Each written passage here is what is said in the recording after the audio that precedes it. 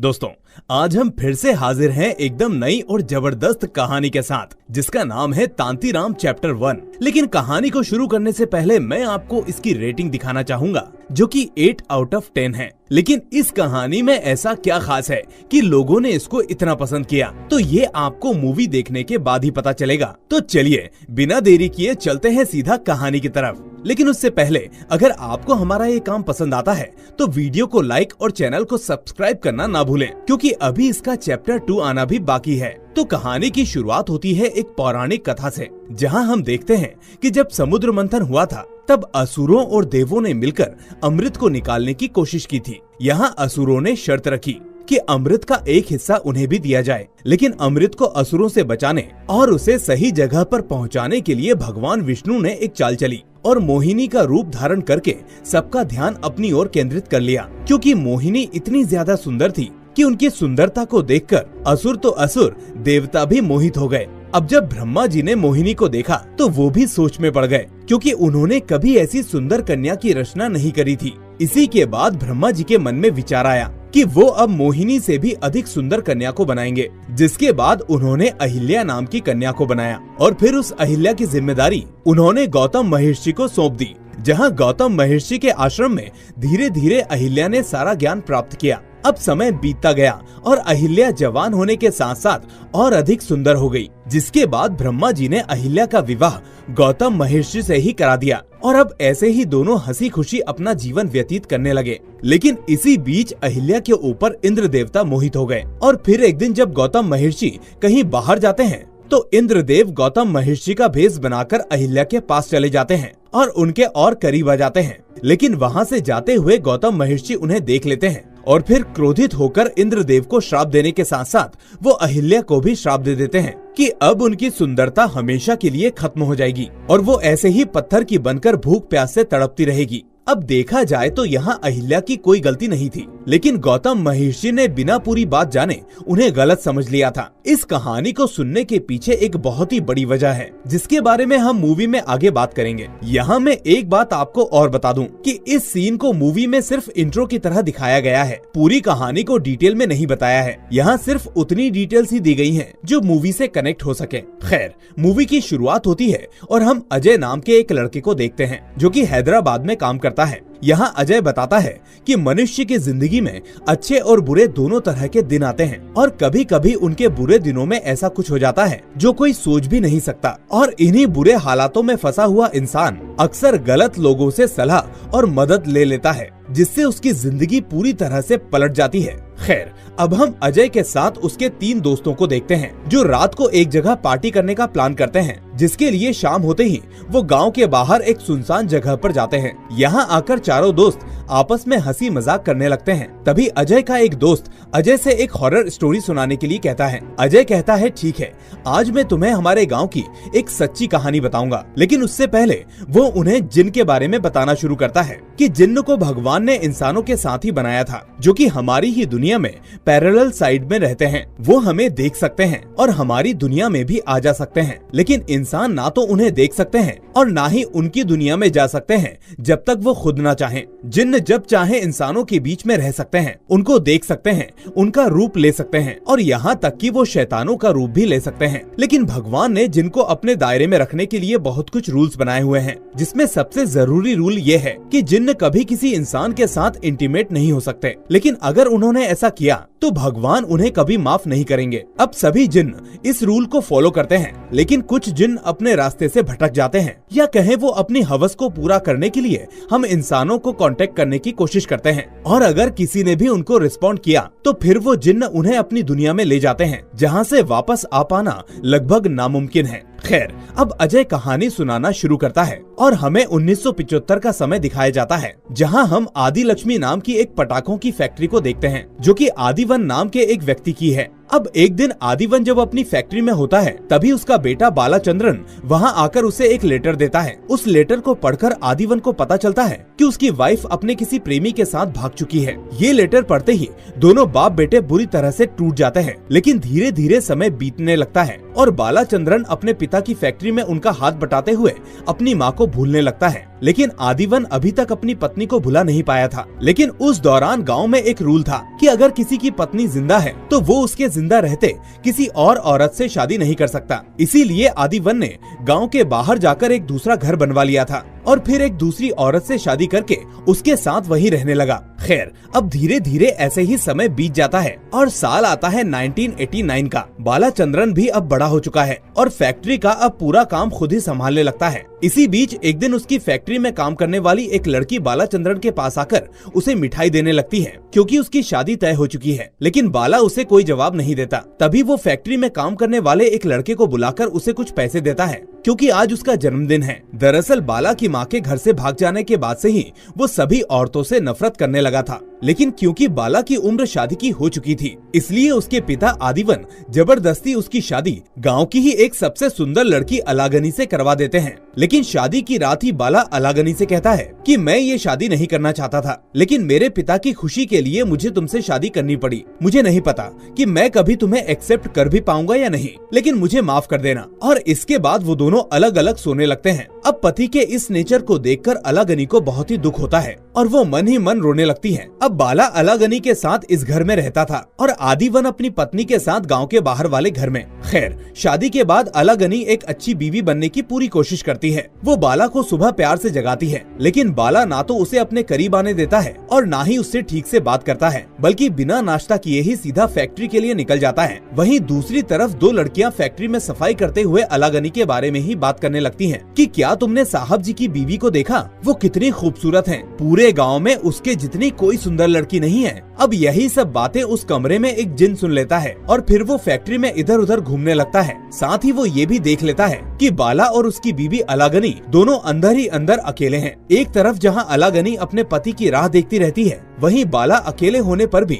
अपनी पत्नी के साथ टाइम स्पेंड नहीं करता। ऊपर से उसके पिता ने सारा काम का बोझ उसके ऊपर डाल दिया था, जिसकी वजह से वो इतना अकेला और स्ट्रेस में रहने लगता है। खैर, एक दिन जब बाला फैक्ट्री में बैठकर कुछ कैलकुलेशन कर रहा था, तभी बाला को एक डरावनी आवाज में उस कैलकुलेशन का टोटल सुनाई देता है और लाइट फ्लिक करने लगती है और फिर कैलकुलेशन करने पर वही टोटल निकल कर आता है जो उस आवाज ने बाला को बताया था। तभी वो जिन्न कहता है, मैंने भी तो यही बताया था बालाचंद्रन। बाला सोचता है कि ये उसके मन का वहम होगा, लेकिन तभी वो जिन्न कहता है कि ये तुम्हारे मन का कोई वहम नहीं बल्कि हकीकत है। बाला पूछता है कि तुम कौन हो? जिन्न कहता है कि जरूरी ये नहीं कि मैं कौन हूँ, जरूरी ये है कि उससे बाला को क्या क्या फायदा हो सकता है। साथ ही वो बाला से कहता है कि आज से 10 साल पहले फैक्ट्री से जो 10,000 रुपए चोरी हुए थे, उसे चोरी करने वाला इंसान कोई और नहीं तुम थे बालाचंद्रन, और तुमने इसका इल्जाम दूसरे लड़के पर लगाकर उसे नौकरी से निकलवा दिया था। तुमने वो पैसे चुराए क्योंकि तुम्हें जुआ खेलना था। अब बाला ये सच सुनकर हिल जाता है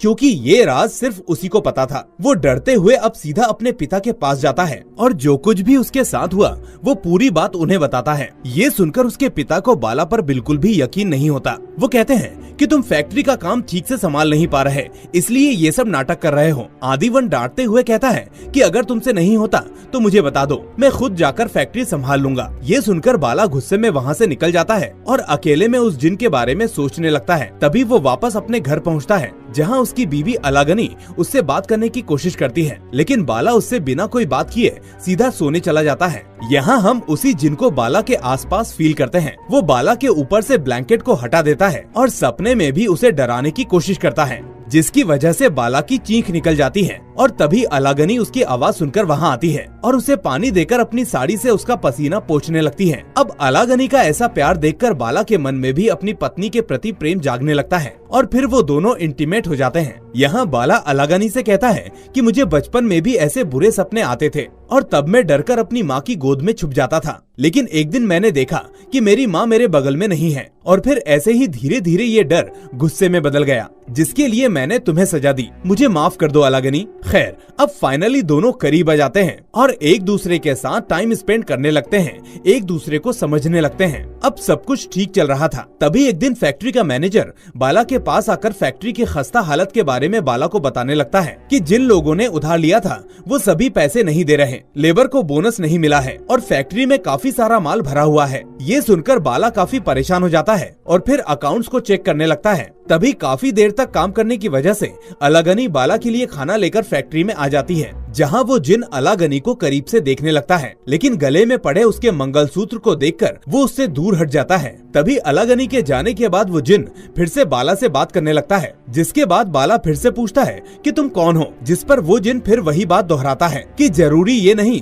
कि मैं कौन हूँ, जरूरी यह है कि तुम्हारा मुझसे क्या फायदा हो सकता है। तुम्हारे पिता को इस फैक्ट्री से लेकर तुमसे बहुत उम्मीदें हैं। अगर तुम चाहो तो मैं तुम्हें इतना प्रॉफिट दे सकता हूँ जो तुमने कभी सपने में भी नहीं सोचा होगा। यहाँ तक कि तुम्हारे पिता ने भी कभी इतना फायदा नहीं देखा होगा, लेकिन बदले में तुम्हें भी मेरे लिए कुछ करना होगा। बाला कहता है, मुझे पता था कि तुम ऐसा कुछ जरूर बोलोगे, बताओ तुमको क्या चाहिए। बाला कहता है कि मुझे तुम्हारी बीवी के खून का सिर्फ एक कतरा चाहिए। इतना सुनते ही बाला भड़क जाता है। जिन कहता है कि मैं तुम्हें इतना कुछ दे रहा हूँ और बदले में सिर्फ एक खून का कतरा मांग रहा हूँ, वो तो तुम आराम से दे ही सकते हो। लेकिन बाला उस जिन को बिना कोई जवाब दिए गुस्से में वहाँ से चला जाता है। लेकिन बाहर आकर वो उसी के बारे में सोचने लगता है कि फैक्ट्री तो घाटे में चल ही रही है, उसने सिर्फ खून का एक कतरा ही तो मांगा है। इसलिए फाइनली वो अलागनी को बेहोश करके उसके खून का एक कतरा ले लेता है और फिर वो फैक्ट्री में जाकर उस जिन से कहता है कि मैं खून की एक बूंद ले आया हूँ। ये सुनकर वो जिन बहुत खुश होता है और बाला से उस बूंद को टेबल पर रखकर दोनों आंखें बंद करने के लिए कहता है ताकि वो उस जिन को ना देख पाए। आंखें बंद करते ही जिन वहाँ आ जाता है और खून की बूंद को चाट लेता है। वो बाला से कहता है, अद्भुत बालाचंद्रन, तुमने मुझे खुश कर दिया। मैंने जो मांगा तुमने मुझे वो ला कर दिया। अब तुम्हें भी वही मिलेगा जो तुम चाहते हो, पैसा, तरक्की और इज्जत। और अब मैं यहाँ से जा रहा हूँ। मैं वापस तभी आऊंगा जब तुम मुझे बुलाओगे। तुम्हारे चेहरे पर खुशी देखने के लिए मैं दोबारा जरूर आऊंगा बालाचंद्रन। इतना कहकर वो जिन वहाँ से चला जाता है। खैर, अब आगे हम नोटिस करते हैं कि बाला का बिजनेस बहुत ही तेजी से ग्रो करने लगता है। गांव के लोग हर छोटी से छोटी चीज पर पटाखे फोड़ने लगते हैं और बाला का व्यापार दिन दूनी और रात चौगनी तरक्की करने लगता है। और जैसा उस जिन ने वादा किया था, इस साल बाला को हाईएस्ट प्रॉफिट होता है, जो कभी उसके पिता ने भी नहीं देखा था। उसके पिता भी अब उसकी तरक्की से काफी खुश होते हैं और साथ ही साथ उसने एक नई फैक्ट्री भी बनवानी शुरू कर दी थी। तभी एक दिन बाला अलागनी के साथ मंदिर जाता है, जहां अलागनी उसे बताती है कि उसने बचपन में ही अपने माता पिता को खो दिया था, जिसके बाद उसके अंकल ने ही उसे पाला पोसा और वो हमेशा से चाहती थी कि अपने पेरेंट्स जैसा प्यार उसे अपने पति से मिले। ये सब सुनकर बाला उससे वादा करता है कि वो कभी उसे दुख, दर्द और तकलीफ नहीं देगा और हमेशा उसका साथ देगा। इसके बाद वो अपनी बीवी का बहुत ख्याल रखता है और उसे जान से ज्यादा प्यार करता है। सब कुछ ठीक चल रहा था, जिंदगी अच्छी थी, व्यापार अच्छा था। लेकिन यहाँ बाला के मन में भी वही जाग जाता है जो हर इंसान की कमजोरी होती है, लालच। वो अब अपनी दूसरी फैक्ट्री को भी तेजी से ऊंचाइयों तक पहुँचाना चाहता था। इसलिए वो एक दिन फैक्ट्री जाकर उस जिन को आवाज लगाता है कि मैं आज बहुत खुश हूँ, तुम भी मेरी ये तरक्की देख रहे हो ना। अब बाला के बुलाने की वजह से वो जिन वहाँ आ जाता है और बाला से पूछता है कि तुमने मुझे क्यों बुलाया। बाला कहता है कि तुम्हारी मदद से मैंने इतना कुछ हासिल किया, मैंने एक और फैक्ट्री बनवाई, अब मैं उस फैक्ट्री को भी बहुत आगे ले जाना चाहता हूँ। जिन कहता है, ऐसा जरूर होगा, मैं तुम्हें इतनी तरक्की दूंगा जो आज तक किसी ने नहीं देखी होगी। सारे जमींदार तुम्हारे सामने भिखारी बनकर रह जाएंगे, लेकिन बदले में तुम्हें भी मुझे कुछ देना होगा बालाचंद्रन। बाला कहता है, बस एक बूंद खून ना, वो मैं तुम्हें लाकर दे दूंगा। जिन कहता है कि नहीं, इस बार तुम्हें कुछ बड़ा करना होगा, मुझे इस बार तुम्हारी बीवी चाहिए बालाचंद्रन। ये सुनते ही बाला का माथा ठनक जाता है, वो जिन पर गुस्सा करने लगता है। तभी वो जिन कहता है कि मैंने तुम्हें आसमान की ऊंचाइयों तक पहुंचाया है, तो मैं ही तुम्हें वहां से नीचे भी धकेल सकता हूँ। बाला कहता है, मुझे तुम्हारी कोई मदद नहीं चाहिए, मैंने तुम्हें बुलाया है तो अब मैं ही तुम्हें यहाँ से जाने के लिए कह रहा हूँ, वापस चले जाओ यहाँ से। जिन बाला से कहता है कि उसने उसे सिर्फ बुलाने की परमिशन दी थी, वो जाएगा सिर्फ अपनी मर्जी से और उसने अगर उसकी बात नहीं मानी तो वो उसे बर्बाद करके रख देगा। बाला कहता है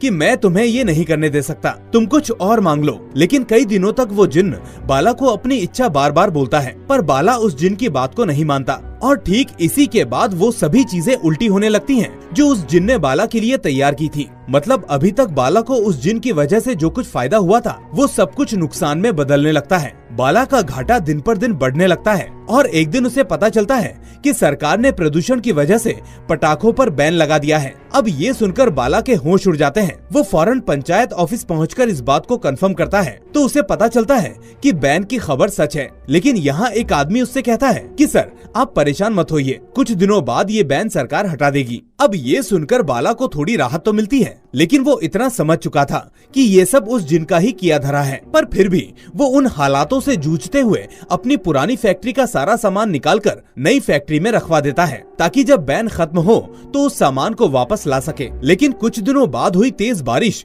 और नई फैक्ट्री के आधे अधूरे मेंटेनेंस की वजह से उसके अंदर पानी लीक करने लगता है और वहाँ रखे सारे पटाखे और सारा माल भीगकर खराब हो जाता है। ये देखकर अब बाला पूरी तरह से टूट जाता है और अपनी फैक्ट्री के उसी कमरे में जाकर जिन से कहता है कि मैंने तुम्हारा क्या बिगाड़ा है, जो तुमने मांगा था वो मैंने दे दिया, लेकिन अब जो तुम मांग रहे हो वो मैं नहीं दे सकता। तुम बदले में चाहे कुछ भी मांग लो, लेकिन मैं अपनी बीबी को नहीं दे सकता। वो मुझ पर बहुत भरोसा करती है और मेरा बहुत ख्याल रखती है, मैं उसको धोखा नहीं दे सकता। ये सुनकर जिन कहता है कि अरे बाला, तुम तो बड़े मासूम हो, तुम अपनी बीवी को जितना पवित्र समझ रहे हो असल में वो वैसी नहीं है। ये सुनकर बाला पूछता है तुम कहना क्या चाहते हो? जिन्न कहता है कि मैं कुछ नहीं कह रहा, जो कहना होगा तुम्हारी बीवी कहेगी। उससे पूछना कि उसका शादी से पहले किसी के साथ कोई रिलेशन था या नहीं। अब ये सुनकर बाला अपनी बीवी पर शक करने लगता है और शाम को घर जाने के बाद वो अपनी बीवी से इसके बारे में पूछ लेता है। उसकी बीवी ईमानदारी से उसे बताती है कि असल में मैं और मेरा बॉयफ्रेंड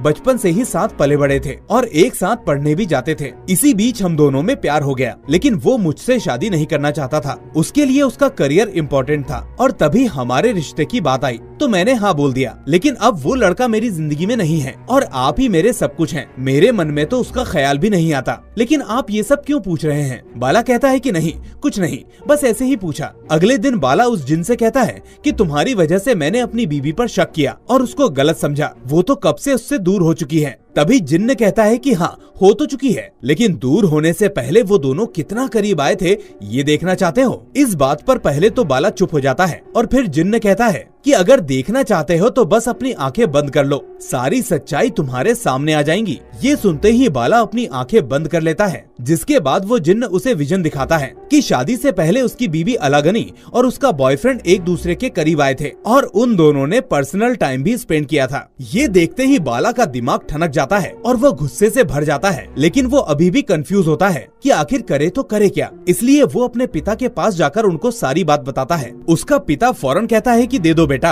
अपनी बीवी उसे दे दो, वैसे भी हम किसी दूसरे की इस्तेमाल की हुई चीज को घर में नहीं रखते। इसके बाद उसका पिता एक और राज खोलता है कि बाला की माँ के साथ भी ऐसा ही कुछ हुआ था। दरअसल उसकी माँ कभी किसी के साथ भागी नहीं थी, बल्कि उसके पिता ने ही उसको जिन के हवाले कर दिया था। वो कहता है कि अगर पैसा होगा तो ऐसी हजारों बीवियां आ जाएंगी, लेकिन पैसा ही नहीं होगा तो बीवी को पालोगे कैसे? और तुम्हारी बीवी तो पहले से ही किसी और की हो चुकी है, इसलिए सोच समझकर फैसला लो और अपनी बीवी को उस जिन को दे दो। ये सुनकर बाला और ज्यादा कंफ्यूज हो जाता है कि वो अपने पिता की बात माने या ना माने। वो सोचता है कि क्या हुआ अगर अलागनी ने ऐसा किया भी होगा तो वो अब मेरी बीवी है और मुझे चाहती है। लेकिन इसी बीच अचानक उसकी नजर गांव में हो रहे नाटक पर जाती है, जिसमें वही अहिल्या और गौतम ऋषि वाली कहानी चल रही होती है। अब इसको देखकर बाला सोचने लगता है कि जब इतने बड़े ऋषि ने अपनी बीवी को माफ नहीं किया तो मैं तो सिर्फ एक इंसान हूँ, मुझे भी अलागनी को माफ नहीं करना चाहिए। अब घर जाकर वो अलागनी से कहता है कि हम लोगों पर आ रही मुसीबतों के बारे में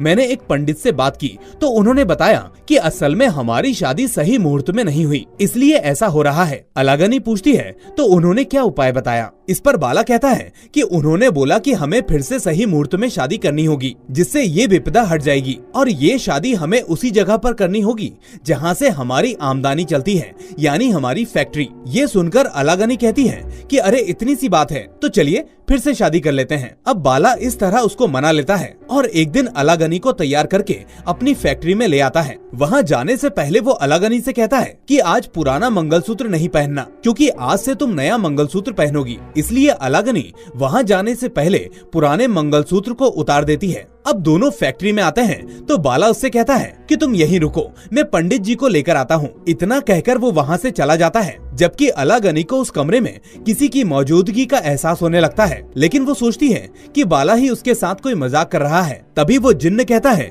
वाह बालाचंद्रन वाह, तुमने अपना वादा पूरा किया, मैं खुश हो गया। इतने में बाला भी वहाँ आ जाता है, जिसको देखकर अलागनी पूछती है कि अरे आप यहाँ हो, तो वो आवाज किसकी थी? मुझे बहुत डर लग रहा था। इतना कहकर वो बाला की तरफ बढ़ने लगती है, लेकिन तभी अचानक उसके चारों तरफ आग का एक घेरा बन जाता है। बाला कहता है कि तुमने मुझे धोखा दिया अलागनी, तुमने मुझसे अपने बॉयफ्रेंड के बारे में झूठ बोला, जबकि तुम उसके करीब चली गई थी। ये सुनकर अलागनी शॉक्ड रह जाती है और कहती है कि ये आपसे किसने कहा? ऐसा कुछ नहीं हुआ, जो सच था वो मैंने आपको बता दिया था। भरोसा दिलाने के लिए वो बाला को याद दिलाती है कि आपको याद नहीं, जब हम पहली बार एक हुए थे तो मुझे ब्लड आया था, अगर मैं किसी और की हो चुकी होती तो वो सब क्यों होता? ये याद करते हुए बाला की आंखें खुल जाती हैं। वो समझ जाता है कि ये पूरा जाल इसी जिन का बनाया हुआ था। अलागनी कहती है कि आप इस जिन की बातों को सच मानकर आज 2 लोगों की जान ले रहे हो। मैं आपके बच्चे की माँ बनने वाली हूँ और ये खुशखबरी मैं आज शादी होने के बाद देने वाली थी।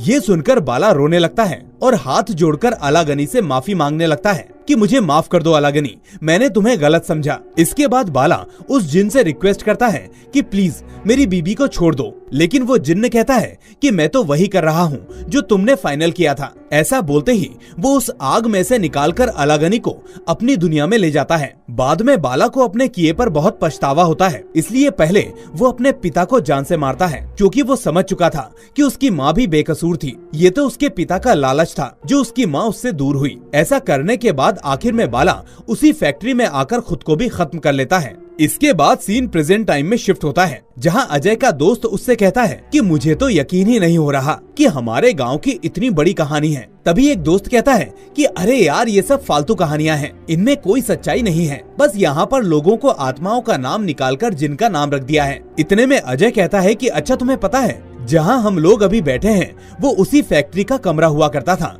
जिसमें ये सब हुआ। ये सुनकर सभी दोस्तों की हालत खराब होने लगती है, सभी का नशा एकदम से भाग जाता है और इसी बीच अचानक वो लालटेन भी बंद हो जाता है। इतने में एक दोस्त कहता है कि अजय शायद मेरे पीछे कुछ है। अजय कहता है कि कुछ नहीं है, बस तुम्हें थोड़ी चढ़ गई है। इसके बाद सभी वहाँ से जाने वाले होते ही हैं कि तभी उनकी नजर एक औरत पर पड़ती है जिसके ऊपर एक जिन ने कब्जा कर रखा था और यही इस मूवी का पहला पार्ट खत्म हो जाता है। अब दोस्तों हमारे सामने कई सवाल बाकी हैं कि आखिर जिन्न अलागनी को कहाँ ले गया, उसके साथ क्या हुआ, ये औरत कौन है, क्या ये अलागनी है, और अगर है तो अब क्या करने वाली है, क्या अजय का इससे कुछ लेना देना है? तो इन सभी सवालों के जवाब हमें मिलेंगे दूसरे पार्ट में। तब तक आप अपना आइडिया मुझे कमेंट बॉक्स में देते रहिए कि आगे क्या हो सकता है। साथ ही इस वीडियो को लाइक और चैनल को सब्सक्राइब भी कर लीजिए। मैं मिलूंगा आपसे अगली ऐसी ही वीडियो में। Till then take care and thanks for watching.